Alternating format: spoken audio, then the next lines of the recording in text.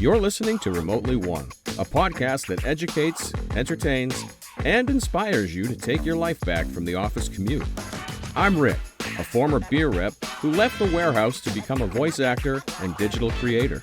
And I'm Kaleem, a remote work advocate and consultant. We're going to speak with some of the top professionals who have managed to avoid the commute as they share stories from the most inspiring to the most comical, all while working remotely. Man, this sounds awesome. Let's clock in. All right. We're ready. Well, we are here. Thank you so much for coming. A little bit about our guest today. Our guest today, we're from Omaha, Nebraska. Go Huskers. Woo. Let's see. They currently reside in Phoenix, Arizona. They're a fellow trooper. Shout out Troop HR. I see you. Whoop, whoop. This is a shocker. This is a shocker. Now, let me get this right. Yes. You are a certified boxing ref Yes, and judge. correct. I can count some punches. Wait, what is it? You roll with the... I roll with the punches. That's right. All right. Our guest today has been in HR for 16 years, worked for startups, worked for big companies. Yep. Shout out to Gallup. She worked at Gallup, all the remote work research. Shout out. Yeah, love Gallup. Our guest today is the founder and CEO of Wounded Workforce, Yes. which is a consultancy that's dedicated to building trauma-informed teams. Listeners and viewers, please give a warm welcome to Stephanie Robbins! Let's go! We are here. Best intro ever. I love it. So amazing. So great to be here with you at Transform. Oh, thank you. And chat with you and your listeners. Yes, thank you for hanging out. Absolutely. We're here at the Tandem booth. Yes. Shout out Mel for bringing us out here. Love So Tandem. shout out. So we have to talk about feedback, obviously. Obviously. And we have to talk about remote work. So, Yes. you know, in a remote work setting, what are some challenges that you find when you may have to give critical feedback, or maybe some tips? Yeah, absolutely. You know, the thing about remote workplaces, I always tell people is it's the same, but it's different. That's kind of obvious. But a lot of communication challenges come up when we talk about remote work. I think the challenge is a lot of times in person, we're not deliberate about how we communicate. Right. And being deliberate about how we communicate is so important when it comes to feedback. So Right. I think folks in a remote environment are used to being deliberate with communication. So it can actually be a leg up when it comes to providing, critical feedback, positive feedback, any kind of feedback. One thing to think about though, for any kind of remote communication, and especially when it's a high stakes conversation, is really what information am I missing?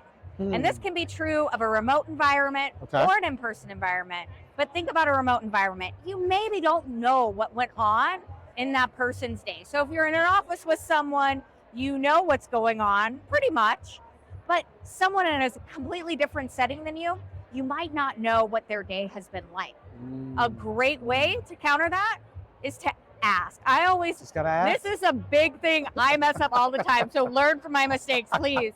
Ask someone if they would like feedback and if they're ready to receive feedback. Wow. And Great. Great piece it's of so advice. simple to do that. And so I think that's a huge thing to counter some of the missing information around, hey, can I deliver this feedback well? Another thing is body language. So if you can, I know we all get Zoom fatigue, but these are conversations I would really encourage prioritizing some face-to-face, even if it's a follow-up face-to-face. So you can kind of get a sense of that body language, eye contact, expressions in those feedback conversations in a remote setting as well. Wow. Lots of nuggets there. Thank you. That was Absolutely. great. And I never really thought about that idea of, are you ready for feedback? Like, Yeah. would you like, because sometimes you're just not in the right state of mind for feedback, Right. So that's a really, really cool tip. Thank you for sharing that. That's Absolutely. And for me, I think as an HR professional, as an HR leader, I'm sure other HR leaders can relate to this. A lot of times you take on a role of a truth teller or the conscience of a leader within the organization, which we could have a whole conversation about that. But I think sometimes because of that, you're telling hard truths. And sometimes folks aren't ready for those hard truths. or they don't want them. And so at least if you're asking, if they say yes, you can come back to like, hey, I asked if you wanted this feedback. I asked if you wanted this hard food. Wow. So it even could be a great tool in terms of managing up as well. That makes total sense. Total sense. So tell me a little bit about Wounded Workforce. Yeah. What is it that you're trying to accomplish? It sounds like a really big goal. Tell me more about that. Yeah, absolutely. I'll try and cliff notes it. But, I spent a lot of time in my HR career in construction organizations. Okay. And I actually spent a great session at a construction HR conference. And we talked about DEI and all this amazing work happening in DEI and not a lot of great results. And then the next conversation we had was a conversation about mental health in the construction industry. There's actually a serious crisis around mental health in the industry. And I thought, these conversations aren't so different. There's an overlap here, and that overlap is trauma-informed workplaces.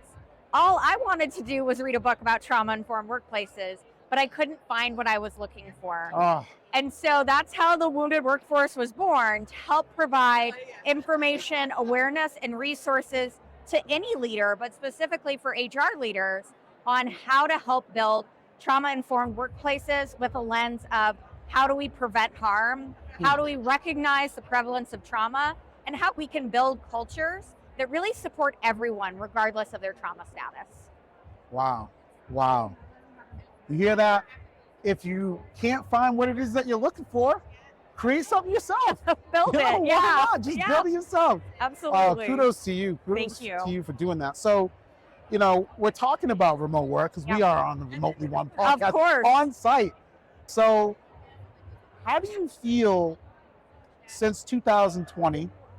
How do you feel about how remote work has either helped or not helped people who have experienced trauma? How does that workplace flexibility integrate with people who are dealing with trauma? Yeah, absolutely. Flexibility is key in the future of work for everyone. Like, I think that is a non-negotiable. Flexibility is key. And remote work creates another avenue for flexibility, and it opens up the talent pool.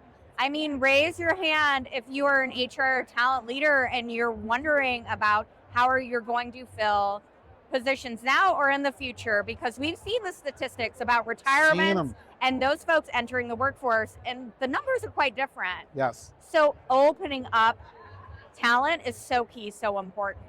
And remote work can help in terms of accommodation. Hashtag EEOC is big on remote work, is absolutely an accommodation under the ADA. So if you have maybe PTSD, maybe you have depression or other mental illness, and being able to work remotely, whether all the time or sometimes, really can be an option for people to bring their best selves to work. Wow. And also, for individuals with disabilities, it's also another way to call those folks in to make sure they have the right level of support and really engage the best talent for your organization. So I get so excited about remote work. I could talk forever about building relationships in remote work as well, because fun fact, if you're operating in person but at different sites, you're building remote relationships already. Location independent, remote, distant, virtual first, whatever you want to say. If you're not in the same room, you're remote, right? Absolutely. And I spent my early career in huge organizations, big Fortune 500 companies. There weren't two HR people in the same location. And I have made some of the greatest mentors, greatest friends in my life, and we've never lived in the same place. Wow. And that was before the pandemic. That was before 2020. So we've been building remote connections for decades. And I think it's silly for us to try and say that it's not possible now. Oh my gosh. So I got a real serious question. All right. How do you ref boxing? I mean, where did that come from? I mean, she can ref boxing. She can judge the punches. How did you get into that? Okay, so that's a fun story. So I am the only business professional in my family. Okay. My parents are both teachers. My brother is a firefighter paramedic. And my parents are super dedicated to helping support kids, Yeah. especially kids in underserved communities. Mhm. And my dad is also very into fitness. He is Okay. actually a disabled veteran. And so Shout out, real, Dad. Thank you for your service, Pops. Thank you for your service. it's really important to him to be able to kind of keep on top of, his physical abilities and also give back. Mhm. And so he got into boxing as a way to work out. It's a great workout. And then he found an opportunity to make it something to give back as well. And so when I was in high school and college, he had a nonprofit with my mom. And they had, youth boxing. teenagers, youth boxing, Yeah, fundraiser. got them engaged, made sure, they were going to school. They had, ethics and core values they were doing, and really just help provide support. And, it's crazy to think about it, but Omaha, Nebraska does have a gang problem and keeps kids out of gangs and keep them off the streets and keep any of the fisticuffs confined to the boxing ring. And, really they were looking for folks to be good referees, be good judges, have a spirit of service and really want to help those kids out as well. And I said, I don't want to get punched in the face, but I sure can help with refereeing and judging fights. So it was a really great experience. Very grateful for it. A lot of times we talk about finding your passion, finding your purpose, and you definitely found yours. Thank you so So much. congratulations Thank you. for that. I appreciate that. Thank you so much for coming on the show. Absolutely. And you Such know a what? pleasure. What's your favorite Flow Rider song? We got to get those apple bottom jeans boots with the fur. Apple bottom jeans! All right, we'll see you later on. Amazing. Thank you so much. Let's get it, Appreciate man. it. You've been listening to Remotely One. Visit us at remotely1.com/podcast for upcoming episodes.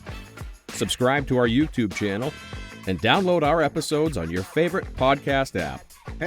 Hey, don't forget to clock out.